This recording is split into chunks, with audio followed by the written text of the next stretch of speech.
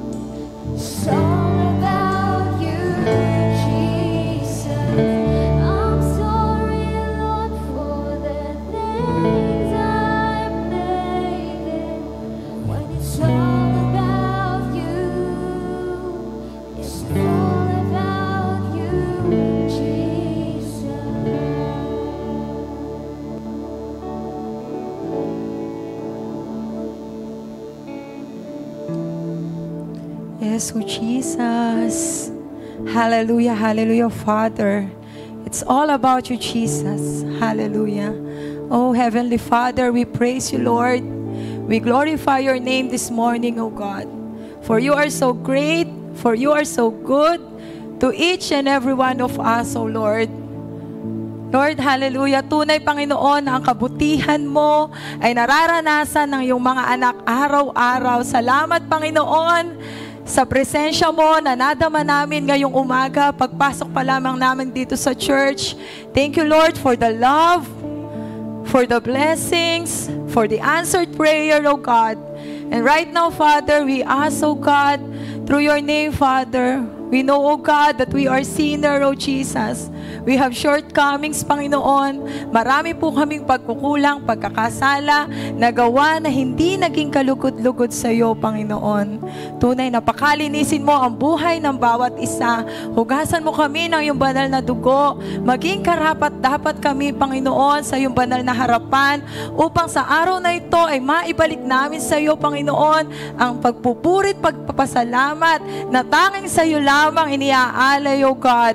Lord, right now, Father, in this church, O God, lahat po, Panginoon, ang naririto ngayon, continue to open our hearts, our mind, to receive your anointing, to receive your wisdom, O God, to receive your message this morning, O God. Lord, salamat po sa buhay ng mga ginamit mo, ng mga gagamitin mo, Panginoon. Sa umagang ito, patuloy mo sila, Panginoon, gawing instrumento ng iyong biyaya at pagpapala, Panginoon. And Lord, even those people, Panginoon, na nanonood via live stream, Lord, touch their hearts, O God. Alam namin, marami pong naaabot, marami pong nakakakilala, Panginoon, na dahil, Panginoon, sa pagpapahayag ng iyong banal na salita, O God. Gamitin niyo po kami, Panginoon, ang buhay ng bawat isa upang, Lord, ma-extend, Panginoon, ang grace mo, Panginoon, sa lahat po, Panginoon, ng kaluluwa, Panginoon, na maaabot po ng amin pong mga kamay. We thank you, Lord, for this morning, O God. Iniaalay po namin sa iyo ang lahat, Panginoon, ng papupuri, the victory upon victory, the blessing upon blessing. We all ask this in the name of the mighty name Jesus Christ. Amen and amen. Amen po. Amen. Tunay nga po na sa umagang ito, patuloy po tayong magsasaya sa presensya po ng ating Panginoong Diyos, sapagkat patuloy po nating mararanasan yung pag-ibig at pag-asa na po sa ating mga buhay.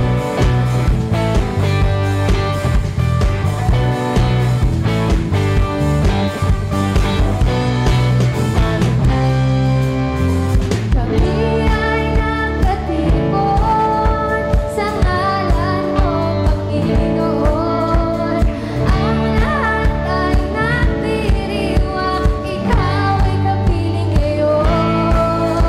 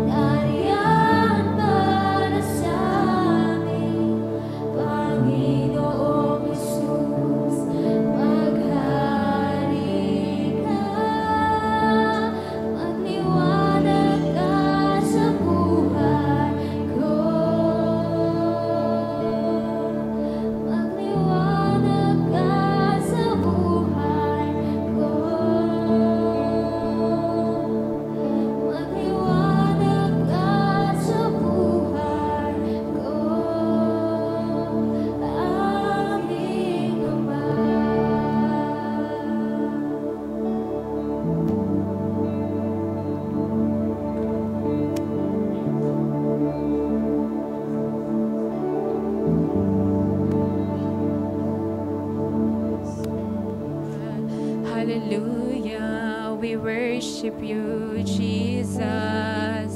You are worthy, God. Magpuri po tayo sa ating Panginoon. Tunay siyang dakila at walang katulad. Hallelujah. We worship you, Father. We glorify your name, O God. Your name is above every name, O God. Every knee shall bow. Every tongue will confess that you are God. Jesus, we worship you. We welcome you in this place, Holy Spirit. Have your way in us, O God. Lord, maraming salamat po sa oras na to. Tunay na nandito kami sa iyong kalagitnaan, Panginoon. Dahil sa iyong grasya, sa iyong biyaya, Panginoon, napakabuti mo, O Diyos, wala kang katulad. Dalangin po namin, Panginoon, na sa pag-aaral ng iyong banal na salita, ikaw ay patuloy na manguna, magbigay ng karunungan. Itago mo po ang iyong tagapagdala, Panginoon, sa likuran ng iyong krus, O Diyos. Tunay nga, ikaw ang maitaas, maluwalhati sa aming mga buhay. Katulad ng sabi ni John the Baptist, Father God, that we may decrease and that you may increase in our midst, O God. For you alone deserve all the glory, O Jesus. Holy Spirit, we welcome you. Thank you that you are in our midst. Ikaw ay nasa aming kalagitnaan. Bago pa magsimula ang gawain ito ay kumikilos ka sa bawat puso. Hindi lamang ng mga tao dito sa simbahang ito, Panginoon, kundi sa mga nanunood sa live stream, O God. Even sa mga simbahan pa na nagdaraos ng pagsamba sa linggong ito, ikaw ay nasa kanilang kalagitnaan, Panginoon, at ikaw ay papurihan, pasalamatan. Sa iyo po ang lahat ng papuri sa pangalan ng aming Panginoong Jesus. Amen. Amen. Amen. Praise the Lord.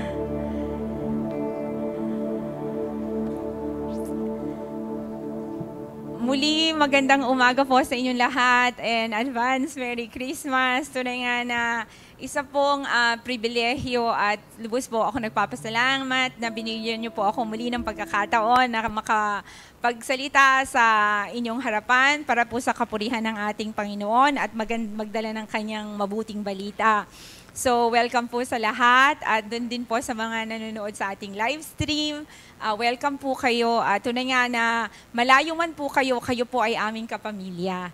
Amen. Kayo po ay kasama sa mga panalangin, yung mga nakikita namin na chats, yung mga scene. Nakikita po namin ang Panginoon sa inyo at tunay nga nakasama po kayo sa mga, kaya maganda rin po magsabi kayo ng mga prayer requests kasi po pag nakita yon, pag po nabasa ng nakakapanood, kahit in that moment ay pwede po kayong ipanalangin kasi halaga po ng ating panalangin. Ito po yung powerful weapon natin against the enemy. Pero hindi po yun ang topic ko ngayon. So, purihin po ang Panginoon. Tunay nga, ang title po ng ating pag-aaralan sa umagang ito ay Jesus, the Hope of Christmas. Amen. So, tunay nga po na nakikita po natin sa paligid, malamig ang simoy ng hangin, ang ganda ng mga lights and decorations, ang bawat isa ay merong parang, di ba, may ibang sense ang Christmas. Parang may joy, may something kang ina-anticipate. Meron kang something na, wow, Christmas na. Kasi nga po, di po ba, yun po yung talagang nilagay ng Panginoon sa ating puso bilang mga tao. Meron tayong hunger, meron tayong thirst. Sabi nga po, there is a God-shaped vacuum in our hearts that only God can feel. So lalo na po sa panahong ito ng Kapaskuhan, meron tayong anticipation, di ba? Parang nag-join yung mga family natin. Bakit iba talaga yung Pasko? Kahit po sa buong mundo, sabihin na nating maraming celebrations. But Christmas is above all. So, we have this hope as an anchor for the soul, firm and secure. It enters the inner sanctuary behind the curtain. Ito po yung sinasabi sa Hebrews 6:19. Sa Tagalog po sabi, ang pag-asang ito ang siyang matibay at matatag na angkla ng ating buhay. At ito'y umaabot hanggang sa kabila ng tabing ng templo, hanggang sa dakong banalan. So bakit nga po, di po ba sabi dito, ito po ang ating hope. Bakit po tayo nagse-celebrate ng Christmas? Ang hope po natin, ang anchor ng buhay natin, anuman po ang mangyari, ay ang ating Panginoong Hesukristo. Ito po talaga ang dahilan kung bakit tayo may Pasko. Kung wala po ang Panginoon, hindi siya isinilang, hindi siya inalay ng Diyos. Wala po tayo ngayon dito. Walang mga bata, hindi tayo nakaupo, hindi tayo nag-worship. Tayo na po ang pinakakaawang-awang tao sa mundo kung hindi dumating ang ating Panginoong Jesucristo. Sasabihin po dito, ibabasahin ko po, there is no Christianity without the cross. The death and resurrection of our Lord Jesus Christ is the crux of Christianity. Without it, there is no hope for us. We are all destined for destruction. Sabi po dito, ang pinakaangkla ng buhay Kristiyano ay ang pagsilang, pagkamatay sa krus ng Kalbaryo, at ang pagkabuhay na muli ng ating Panginoong Hesukristo. Kung wala po yon, wala tayong faith, wala tayong foundation. Kaya nga po ang Kristiyano, sabi nga po, di ba, maraming nagkiklaim, ito ang daan namin, ito ang paniwalaan nyo. Pero bakit bukod tangi ang faith na Christianity, ang paniniwala sa ating Panginoong Hesukristo? Dahil walang ibang tao na namatay at nabuhay maguli, kundi ang ating Panginoong Hesukristo. So kung tinatanong po kayo, ano ang hope mo sa buhay? Bakit kahit hirap na hirap ka na, nagpapatuloy ka? Bakit isang bulto ang problema mo? Bakit pumupunta ka pa rin at sumasamba ka? Kasi ang pananampalataya mo ay nakaangkla dun sa hope na yon, na si Hesukristo ay hindi na natiling bata nung sasabsaban. Di po ba maganda yon, may nativity? Pero tandaan natin, ang Pasko ay hindi lamang tungkol sa pagiging baby ni Jesus Christ, kundi yung talagang naging baby siya, kailangan siyang mamatay sa krus ng Kalbaryo para tayo ay magkaroon ng buhay na walang hanggan, buhay na masagana at kasiyasiya sa piling ng ating Panginoon.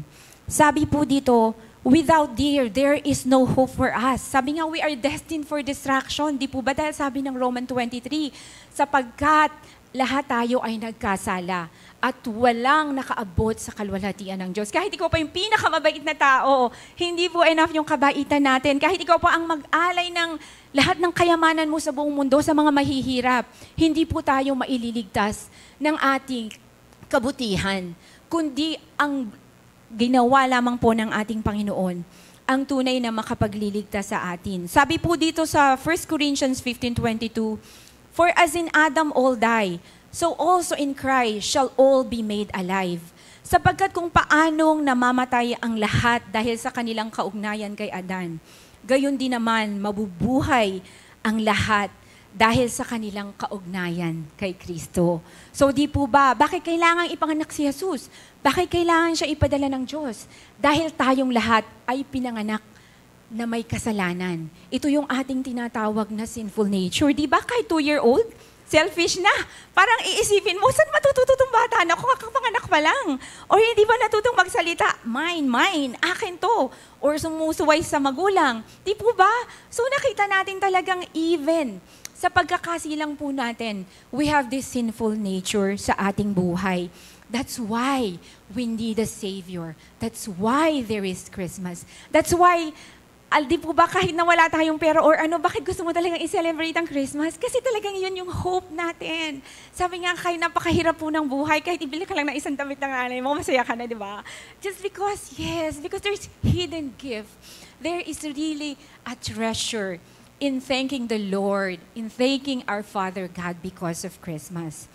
Sabi po dito, the heart of our Christian belief and the gospel is the crucifixion of Jesus Christ, His death and resurrection. So yung pong ating paniniwala, yung ating hope, maging sa Kapaskuhang ito, ay nakaangkla sa pagkapanganak, buhay, at kamatayan at pagkabuhay ng ating Panginoong Hesukristo.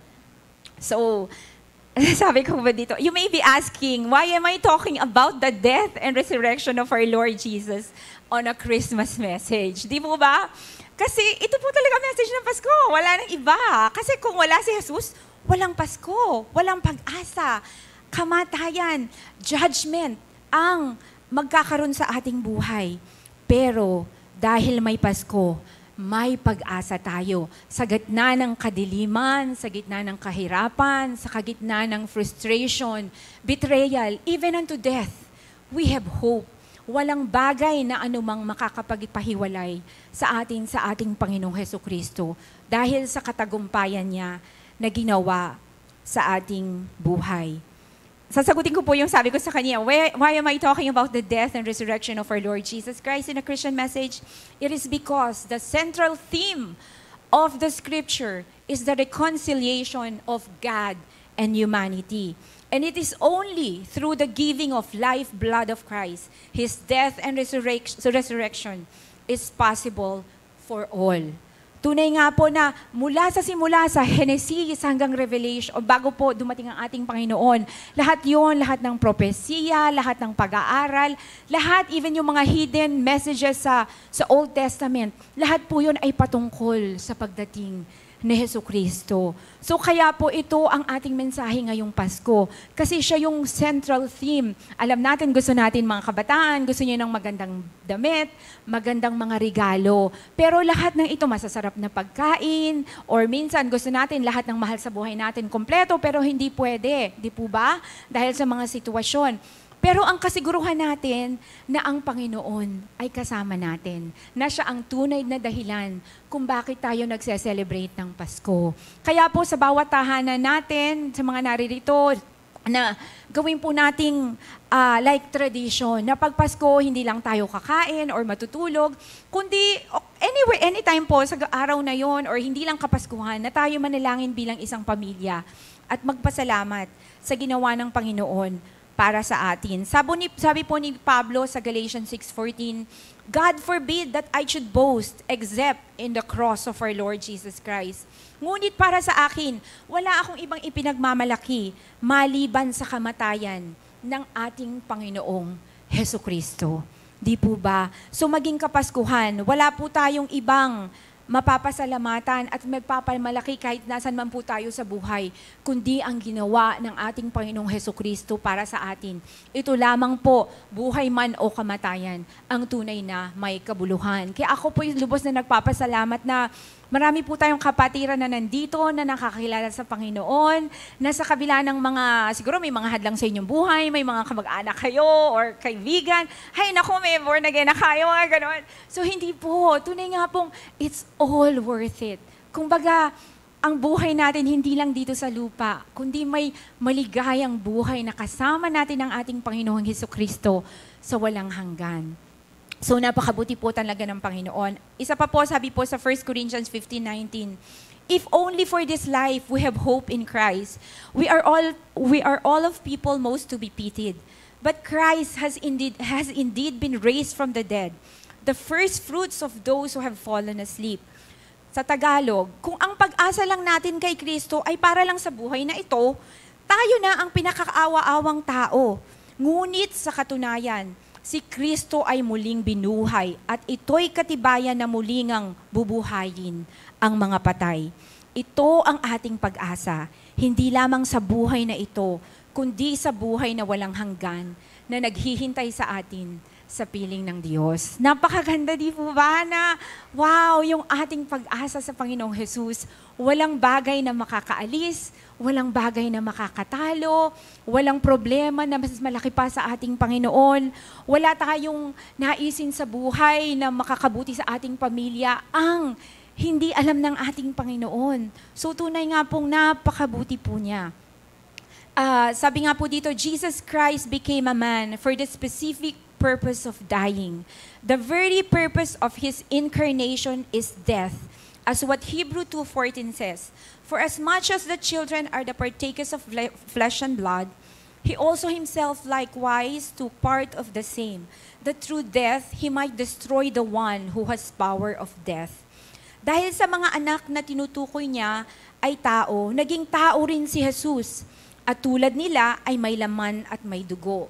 Ginawa niya ito upang sa pamamagitan ng kanyang kamatayan ay mawasak niya ang diablo na siyang may kapangyarihan sa kamatayan. So ang incarnation po kasi, ibig sabihin ito sa Tagalog, ang Diyos ay nagkatawan tao. Paano po? Through sa pagkapanganak niya sa sabsaban. So tunay nga po, yun ang purpose niya. Like po nang nasabi ko kanina, the very purpose na ang Panginoon ay nagkatawang tao para siya ay mamatay at tubusin niya tayo sa ating mga kasalanan.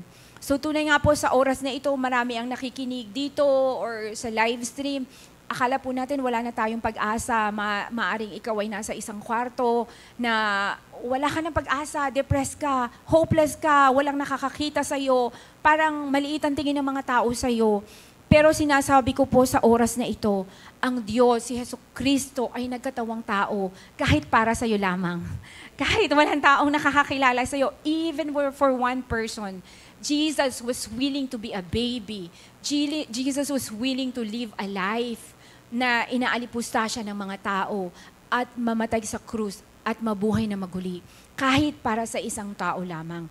Patotoo nga po, ito lagi yung pagising ko sa umaga, ito lagi yung pinapaalala sa akin ng Panginoon. Kaya parang my heart, my mind, ang buhay ko ay laging in awe sa Panginoon na, wow Lord, na alam ko makasalanan ako, pero kahit ako lang pala, even kahit ako lang pala, parang kahit sa isang tao lang, you are willing to die. Kahit para kay Ate Irma lang, siya lang yung taong yun. The Lord is still willing to do it. How much more na ngayon, ang dami po natin na nagkakaisa para sambahin ang ating Panginoong Jesucristo. Hindi pa po tapos sa message ko. Sige. For this reason, Christmas brings us the true hope that we are all hoping for. Sabi nga po, lahat tayo may mga pangarap sa buhay, sa ating pamilya, sa ating mga anak, sa ating mga apo. Pero po, at sa Pasko, meron tayong mga, kaya wish list, di ba? Nakakatawa po, kumbaga yun yung basis ng mga lahat na yun eh. Kasi meron talaga tayong hope. Kasi gusto talaga ni God na mag-hope tayo, mag-expect tayo na ang pagkamatay niya at pagkabuhay niya at pagkasilang niya ay magbibigay sa atin ng tunay na pag-asa sa buhay. So ngayon po, para mas matanda natin, gumawa po ako ng acronym, yung mga letters na HOPE, ay meron pong kahulugan.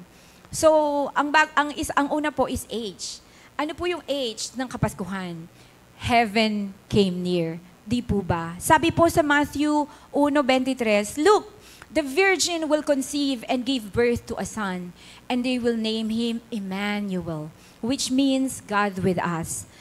Mateo 1:23, maglilihi ang isang birhen at magsisilang ng sanggol na lalaki at tatawagin tong Emmanuel. Kahulugan nito'y kasama natin ng Diyos. Ngayon ba pakiramdam mo wala kang kasama? Ngayon ba pakiramdam mo namimiss mo yung mga mahal mo sa buhay? Ngayon ba, kahit sa isang kwartong ganito, maraming tao, pero minsan feeling mo mag-isa ka pa rin, meron kang pag-asa, meron kang hope. Kasi si Jesus mismo ang nagsabi sa kanya ngayong salita, I am Emmanuel. Faye, hindi ka nag-iisa. God is with you. Emmanuel, Pasko, ito ang kahulugan niya. Ang Diyos ay kasama mo. Ang Diyos ay nasa sa iyo. It's so amazing. Kasi ito pong one of my devotional, ito po talaga yung nag-struck sa akin eh.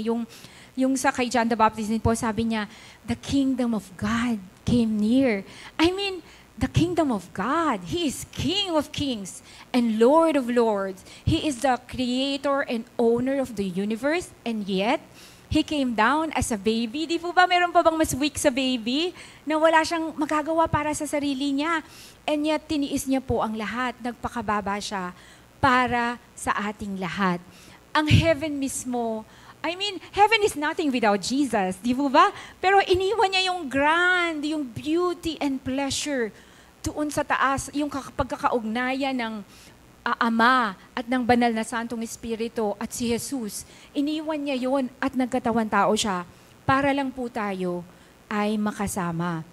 Naging tao ang salita at nanirahan sa piling namin. Wow! Di ba parang talagang it takes faith eh. Believe that He lived with us. He lived, di ba, sa Israel with the Israelites. Hindi lang siya kwento. It's history. Kasi napunta po ako sa Israel. Talagang, it's like, wow, it's like the Bible coming alive. Talagang makikita mo lahat na pinuntahan ni Jesus. So, it's not, yung tinatawag nila, hindi totoo. Hindi eh. Kasi merong historical basis. Merong kang pagkukuhanan nandun mismo. Yung dinaanan niya, kung saan siya nilibing, kung saan siya nabuhay na na mag-uli. Kaya po, di po ba sabing parang inisip mo, nanirahan sa piling namin. Emmanuel, kasama namin ng Diyos. Sabi nga po ni John, di ba sa John 1:14 po yan, sabi niya, nakita namin ang kalwalhatian. Tunay na kanyang bilang kaisa-isang anak ng Ama. Siya ay puspos ng kagandahang loob at katotohanan. Si Jesus ay punong-puno ng grace and truth. Tunay nga, wow, dumating po siya dito sa lupa bilang bata, pero hindi siya nanatiling bata. Siya po ay nabuhay ng isang perpektong buhay para sa atin, para makasama niya tayo, para walang maging hadlang sa relasyon natin sa Kanya. Yun naman pong letter O, open the way to the Father. Bago po open the way to the Father. Jesus opened the way to the Father. Kasi sabi po sa John 14:6, Jesus said to him, I am the way, the truth, and the life. No one comes to the Father except through me. Sa Tagalog, sumagot si Jesus, ako ang daan, ang katotohanan, at ang buhay. Walang makakapunta sa Ama, kundi sa pamamagitan ko. Di po ba? Maraming nagsasalita sa atin, marami tayong naririnig, ay hindi, ito ang daan, hindi, dito tayo, itong paniwalaan natin. Pero si Jesus mismo, mula sa kanyang bibig, ang sinabi niya, ako lamang ang daan at ang katotohanan. Biro niyo po, ano po yan parang bridge, di ba? Ito yung gap, merong gap, wala yung bridge na cut. So wala pong magtutuloy sa atin. Wala talaga, imposible.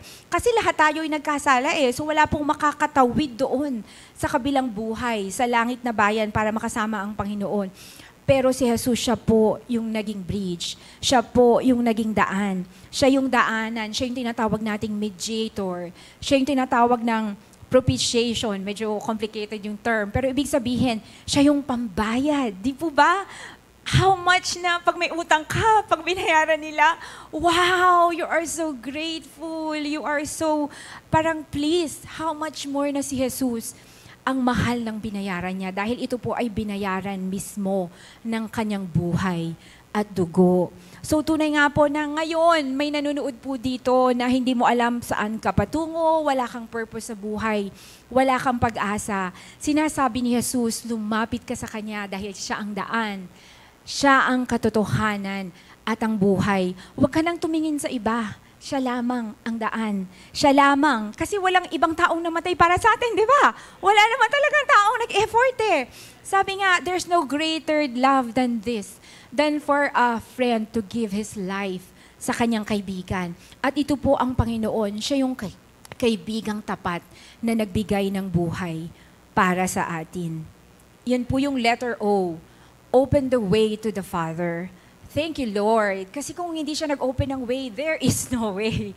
Di po ba? Lalo na tayo, aminin natin po, matigas ang ulo natin. Katulad kaya nga po sila Adan, di ba, nagkasala? Because they want to be God themselves, Gusto nilang sundin ang sariling puso nila, ang sariling naisin nila. Pero dahil po sa ginawa ng ating Panginoon, nagkaroon ng daan. Kaya, di ba, kahit na wala na tayong pera or talagang parang hirap tayo sa buhay, pero may hope ka. Kasi yung pinakamahalaga, nasa iyo na, di ba? Magtiyaga ka lang, manghingi ka ng tulong sa Panginoon at tutulungan ka niya at laging may pag-asa. At yung P po is peace with God. So yun po yung hope ng Christmas na ito si Jesus. Dahil yung H, heaven came near, He opened the way to the Father. At P, ito po yung regalo niya. Meron na tayong peace with God. Hindi lang po siya peace of God. Hindi lang po yung peace na pakiramdam mo na, ay, masaya ako ngayon, wala akong problema, or maayos ang buhay ko. Pero ito, peace with God. Kumbaga, yung relasyon mo talaga ang inaayos ng Panginoon. Sabi po dito, because of what Jesus did, we can have peace with God. Di po ba mahirap kaya yon? Kasi kaya nga po tayo may judgment kasi wala tayong peace kay God. Dahil dun sa mga kasalanan natin mula pa nung kay Adan. As we know, because of the fall of man and all our sins, by nature, we are enemies of God. So noon nga po, di po ba, dahil tayong lahat ay pinanganak with a sinful nature, kumbaga tayo lahat ay nakikita as enemies of God, kaaway ng ating Panginoon. Dahil po sabi sa Romans 3:23, like sabi ko kanina, for all have sinned, ang lahat po ay nagkasala at walang umabot sa kalwalhatian ng Diyos. But God, in His kindness, took the initiative in pursuing peace with us. Biro mo, hindi po tayo yung nag-initiate. Hindi, kaya po wala tayo talagang may pagmamayabang sa buhay Kristiyano. Ay, magaling ako. Ay, magaling ako mag-pray. Ay, magaling ako magsalita. Ay, magaling ako mag-share. Kahit po yung mga bagay na yun, ay hindi po sa atin, kundi ang Panginoon lamang po. Kasi po, ang Panginoon ang nag-initiate. Siya po ang mismong gumawa. Sabi sa John 3:16, di ba? For God so loved the world that He sent His only begotten Son. Dahil po sa initiative at pagmamahal ng ating Ama sa atin, ay ibinigay niya ang ating Panginoong Hesukristo.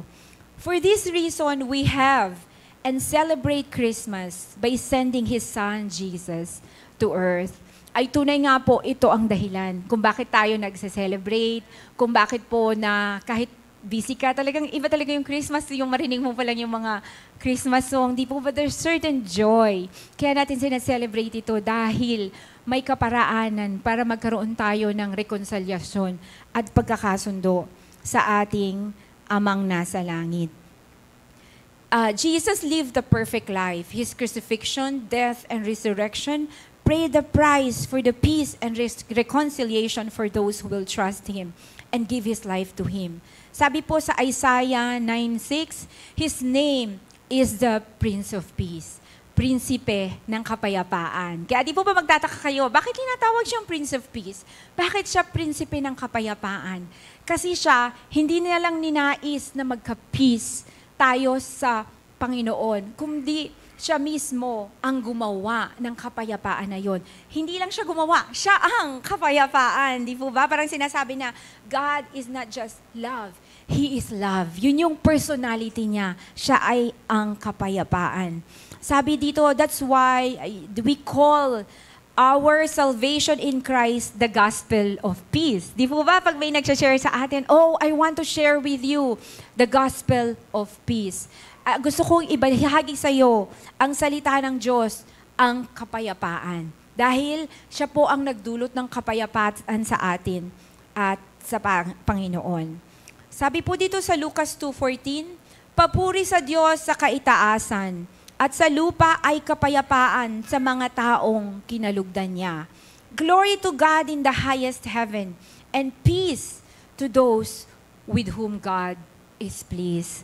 So tunay nga, di po ba, magalak, kaya may joy, kasi at last, meron na po tayong peace with God. Ano man po mangyari sa buhay natin, kasi di po ba meron tayong nababalitaan ngayon, namatay suddenly.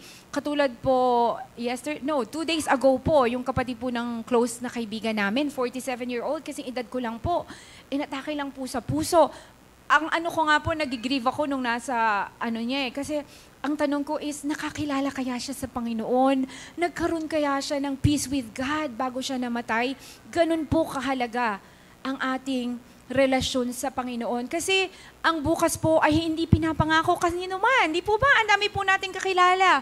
Kausap natin ngayon, mamaya ay wala na. So mahalaga po na magkaroon tayo ng kapayapaan with our Lord and Savior Jesus Christ at sa ating Ama at sa Banal na Santong Espiritu. Sabi po sa Romans 5:1, sapagkat napawalang sala na tayo sa pamamagitan ng ating pananampalataya, mayroon na tayong mapayapang ugnayan sa Diyos sa pamamagitan ng ating Panginoong Hesukristo. So tayo po ngayon lahat dito, na hopefully lahat po tayo ay tumanggap sa ating Panginoong Hesukristo. Ngayon, tayo ay meron ng kapayapaan at mapayapang pakikipag-ugnayan. Natugunan na po yung ating relasyon, yung gap na yon, nadugtungan na. So hindi po ba, kahit wala tayong makuhang regalo, pero syempre gusto mo pa rin may regalo ngayong Pasko, pero nakuha mo na yung pinakamahalagang regalo, yung nagawa, yung relasyon mo. Kumbaga na, anong tawag doon, nadugtungan, na nagkaroon ng kaparaanan para magkaroon po tayo ng relasyon sa ating Panginoong Hesukristo. Yun po yung P. We have the peace with God. Amen. At yung letter E po is everlasting life and enjoy eternity with Him. Wow, di po ba? What a gift, everlasting. Hindi natatapos, walang katapusang kaligayahan sa piling ng ating Panginoong Hesukristo. What a glorious truth, di po ba? Wow. Kung sabi nga po sa buhay na ito, naghirap tayo, ang dami nating mga pinagdaanan, pero meron kang hope na tinitignan. Balang araw, babaguhin ng Panginoon ang lahat. Maging ang earth na to, di po ba, hindi lang, darating po ang panahon na sa muling pagbabalik ng ating Diyos, lagi ko po sinashare dito, magkakaroon ng bagong langit at lupa. Bababa ang Jerusalem at tayo'y mamumuhay nang wala ng sakit, wala ng karamdaman, wala ng luha. Oh, what a glorious truth. Di po ba? That's why it's so extravagant. The extravagant, ang walang sukat na pagmamahal ng Diyos ay ibinigay niya sa atin para makasama natin siya eternity, everlasting, ng walang hanggan. Because of His gift through His Son, we are secure that Jesus did it all to make us right with God. Our last breath on earth will be our first breath in heaven. Di po ba? Totoo, parang, siyempre po, tao tayo, parang natatakot sa kamatayan ng iba, at tunay kang nalulungkat ka kasi may emotion ka, mahal mo po yung tao. Pero pag inisip mo po, pag nakay Kristo ka, biro mo, ang huling hinanga mo dito sa lupa ay ang unang hilinga mo sa langit. Kasi halimbawa, malala talaga yung sakit mo, di ba talagang in pain? Kasi ako po, naramdaman ko talaga yung sobrang pain na yon. Na pagising mo, wala na yung pain na yon, tapos puro kagandahan, kalwalhatian ng Diyos. Di po ba, syempre malungkot ka, umiiyak yung mga mahal mo sa buhay, pero ikaw, sa lahat po na may mga mahal sa buhay na yumao na, ako po si Inda. Syempre malungkot po, namimiss namin siya, pero alam namin, nung pagsara ng kanyang mga mata at natapos ang kanyang buhay dito sa lupa, ay meron na siya yung kanyang pinakahihintay na buhay na langit na walang hanggan, na wala na siyang sakit, wala na siyang rayuma, wala na siyang luha, di po ba? Pero hindi natin inaalis yung katotohanan na may mismo siya. Maalala mo lang yung pangalan niya, makita mo lang yung mga kaibigan niya, para ka nang naiiyak kasi naaalala mo siya. Di po ba? So, hindi po nagtatapos doon. Meron tayong kapayapaan, meron tayong kasayahan. Katulad nga po ngayon po si Tatang, excited siya. Sabi ko, Christmas party. Masaya siya sa lahat ng mga dadalo ngayong umaga. Katulad niya, bagamat may karamdaman siya, pero meron siyang hope. Nagpupuri siya sa tuwing umaga. Kay buti-buti mo, Panginoon. Di po ba? Na talagang yung hope niya, hindi naaalis ng karamdaman. Yung hope niya, hindi pinapatay ng hindi siya makagalaw, meron siyang pain. But he has a hope na nakaka-challenge, na tayo na malakas, minsan nawawala ng pag-asa.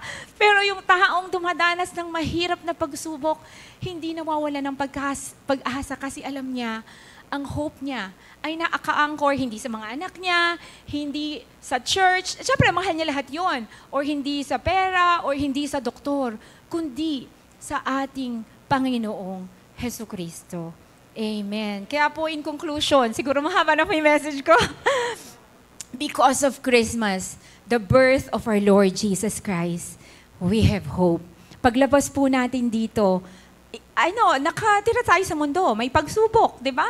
Yung kapitbahay mo lang, nasubukan ka, alam mo yon, or meron kang kailangang pagdaanan. Pero, alam mo na meron kang hope. So, at the end of the day, alalahanin niyo po yun, H-O-P-E. Oh, heaven came near. Bakit ako I won't be overcome. Have peace with God. Halimbawa, nagkasala ka or syempre po, nabubuhay pa po tayo sa mundong ito, di ba? Minsan nag-stumble tayo. Mag-repent po tayo ng kasalanan, talikuran natin yung kasalanan ginawa natin at bumalik tayo sa Panginoon. Kasi meron na nilaan na way ang Panginoon. May peace with God na tayo. Hindi ka na, ang gagawin mo lang is manghingi ka ng tawad at mamuhay ka ng banal. Tunay nga na nandun po ang Panginoon. Sabi po sa 1 Peter 1:3 states, "Blessed be the God and Father of our Lord Jesus Christ. Because of His great mercy, He has given us new birth into a living hope through the resurrection of Jesus Christ from the dead." Kaya di po ba tinatawag tayong born again? Meron ka kasing pinanganak kang muli. Nagkaroon ka ng panibagong buhay. Yun yung hope mo. Yun yung bagong buhay mo. Na hindi ka na namumuhay sa laman, kundi namumuhay ka na sa Espiritu. Na ginagabayan ka at kinakasihan ka ng banal na santong Espiritu. Sabi po dito, this hope that we have, itong angkla ng ating pananampalataya na pag-asa, is not just a wishful thinking as people believe today. Di po ba maraming mga ngayon yung parang humanistic view, oh, I wish, oh, I hope. Hindi po yun yung sa atin na, I hope tomorrow hindi umulan. I wish matanggap ko yung pangarap ko, yung ganun. Hindi yung hope po natin, hindi yun yung hope na nawawala. Hindi siya yung hope na fleeting, na pwedeng nandito ngayon, wala bukas. Pag masaya ka, nandoon. Pag malungkot ka, wala. Pag may pera ka, may hope ka. Pag wala kang pera, wala kang hope. Hindi po ganun yung hope natin. Yung hope natin, sabi ni Pedro, ito ay sigurado. Ito ay buhay, hindi patay. Bakit hindi patay? Kasi nga po, may katunayan tayo, si Jesucristo ay nabuhay na maguli at hindi na natiling patay. Bagamat hindi natin siya nakikita ngayong umaga, nandito siya sa ating kalagitnaan. Parang akala mo meron ng hopeless case sa buhay mo, na about your loved one, about your prayer na hindi na matutugon, or meron kang pagsubok na akala mo wala ng katapusan. Meron kang hope. Your hope, di ba pag living, humihinga, nag-grow, lumalaki. So yun yung hope natin. Hindi siya stagnant. Minsan, yun po din yung pananampalataya natin na pinapalago ng Panginoon araw-araw habang tayo'y nananalangin at nagtitiwala sa Kanya. Sabi ni Peter, this is not the hope Peter is talking about, not that kind of wishful thinking. Sa Greek word po, hope means an eager anticipation, confident expectation. Sabi po, ibig sabihin yung hope natin, meron kang something na inaasahan. Di po ba ang saya noon? Pag meron kang hope, ang bata, di ba? Sobrang lively. Or tayo, kahit parang hirap na hirap, pero pag naano mo yung flicker, kaya nga po sinasabi, kahit a flicker of hope, di po ba, na alam mong nandyan ang Panginoon, hindi ka niya iiwan ni pababayaan man. Meron kang confidence, meron kang pagtitiwala na anumang mangyari. I am rooted and grounded in the love of Christ. So tandaan po natin yung home. Our hope in Jesus Christ lives on or continues no matter what we go through in life. Trials, persecution, difficulty, hunger, kakulangan, betrayal. Tayo po ay ano ba sa Tagalog yun? Na-betray ng ating mahal sa buhay, ng kaibigan. Even unto death, katulad po ng sabi ko kanina, ang hope natin ay mananatiling buhay. We have a living hope for what is to come and what God had promised in His words because of our resurrected Savior. We have a great anticipation and expectation of what is to come that we eagerly await. Sabi po sa 1 Corinthians 2:9, things which the eye has not seen and ear has not heard and have not entered the heart of men, all that God has prepared for those who love and obey Him. Tunay nga na yung hope po natin na yun na hindi pa natin nakikita, na subali tulad ng nasusulat, hindi pa nakikita ng mata o naririnig ng tainga, ni hindi sumasagi sa isip ng tao ang mga inihanda ng Diyos para sa mga umiibig sa Kanya. So yun yung hinuhope natin. Si Pablo, di ba nakita niya yun pinakita ni God sa kanya yung glorious heaven and all what God has done and is doing. Pero sabi niya, hindi ako allowed na i-share ito, na sabihin, kasi nga sobrang glorious. Tapos di ba ito yung sinulat niya na wala pang nakakita. Yung pinakamagandang bahay, pinakamagandang lugar sabihin mo na nakita mo, wala pang say yun sa hinanda ng ating Panginoon para sa atin. So yung hope natin, hindi lang dito sa buhay na ito. Kasi yun ang kagandahan po ng nasa Panginoon Ang hope mo, hindi lang dun sa kinabukasan na makakasama ang Panginoon. Ang hope mo, dito ngayong nasa Pangklara ka. Ang hope mo ngayong nasa Puluntamu ka. Ang hope mo ngayong nagtitinda ka in the present moment. meron kang hope, di po ba? Kasi it's living. It's Jesus Christ. So kahit ano pong mangyari, tandaan natin, we have hope. Sabi din po sa Romans 13:15, may the God of hope fill you with all joy and peace as you trust in Him, so that you may overflow with hope by the power of the Holy Spirit. So bakit nga po, di po ba? Through the hope we have in our Lord Jesus Christ, sa pamamagitan ng pag-asa na sa ating Panginoon, tayo ay mayroong kagalakan at tunay na kapayapaan. Pero ito po ay hindi sa ating lakas at sariling kakayahan, kundi sa pamamagitan ng banal na Santong Espiritu, which is God Himself din, na tinatakan tayo ng Panginoon na kasama natin. Meron siyang ginagawa sa ating buhay at siya ang nagpapalakas sa atin. Sabi po dito sa Tagalog, puspusin nawa kayo ng Diyos na siyang bukal ng pag-asa. So, di po ba parang ang worldly hope, ano siya di ba nauubusan, fleeting? Ito sabi niya, ang Diyos ang bukal ng pag-asa. He is the wellspring of hope. Sa mga nanonood, wala ka bang pag-asa ngayon? Manalangin ka, lumuhod ka, humingi ka, sabi niya, at ika'y bibigyan. Tumawag ka at ika'y kanyang sasagutin. Kumatok ka at ang pinto ay bubuksan. Humingi ka ng pag-asa. Wala ka na talagang pag-asa. Sabi niya, I am the wellspring of hope. Pumunta ka sa akin, manghingi ka. Sabi nga, di po ba nung sabi natin kanina, He is full of grace and truth. Yung kanyang kahabagan, kabaitan at pagmamahal ay lubos-lubos. At ito po ay libre para sa ating lahat. At nawa ay pagkalooban niya kayo ng kagalakan at kapayapaan sa pamamagitan ng inyong pananampalataya, upang mag-umapaw ang inyo pag-asa sa pamamagitan ng kapangyarihan ng Espiritu Santo. Excuse me po. Di po ba sabi nito, gusto ng Panginoon na umapaw ang ating pag-asa, na tayo bilang mga anak ng Diyos should be overflowing with hope. Kung sino nga daw po sa munding ito ang dapat full of joy ay tayo. Kasi we have hope. We have the hope of Jesus Christ. We have the hope in Jesus Christ. And we have the hope Himself, which is Jesus. So tunay nga po na, nagtataka po tayo, di ba, pag alam natin, ay, Kristiyano siguro yun. Ay, siguro naniniwala yun sa Panginoon. Bakit meron siyang joy? Diba? Meron siyang hope. Pag nakakwentuhan mo, ikaw, medyo malungkot at down. Siya, hindi pa rin siya nag-give up.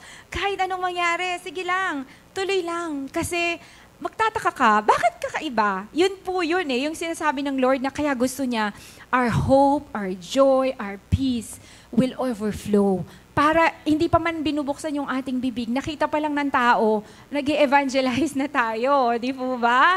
Kasi tayo po, sa totoo lang po, lahat dito ay inakay ng somebody na nakita nating may hope in Jesus Christ. So napakabuti po ng Panginoon for coming down from heaven. Heaven came down so that meron po tayong hope na nakikita. So tandaan po natin, heaven came near. He opened the way to the Father. We have peace with God. And we have everlasting life and enjoy eternity with Him.